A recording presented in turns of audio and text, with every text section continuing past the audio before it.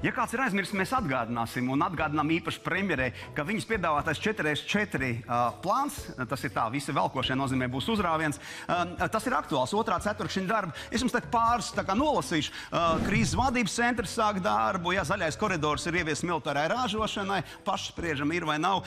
Finansējums zemes īres mājokļiem rajonos, ar sarkanu īpaši pasvītroja mākslīgā intelekta centrs sāk darbu, jo ar dabīgo, kā mēs redzējām pēc vēlēšanu organizācijas, mums ir tā kā ir, un tad ir izstrādāts krājvežu sabiedrība regulējums, finansējuma pieejamība arī reģionos. Tur vēl ir daži punkti, vēl ir 2 nedēļas palikušas, lai tos visus ieviest dzīvē, un tam līdzīgi, jā, stress ir liels. Protams, mēs izgāzāmies ar politisko procesu, bet nekas var to iedzīt, Prezidents noskatīsies tajā visā. Ceriņi ir noziedējuši, bet drīz būs papardziedi. Gan jau mēs redzēsim, Edgara ir starp papardziediem, jā, starp papardēm, jā, kaut kur tur, bet, latvieši, pirms jūs iesiet meklēt papardziedi, mums ir jāatrod Andreja Rastorgujeva slēpes.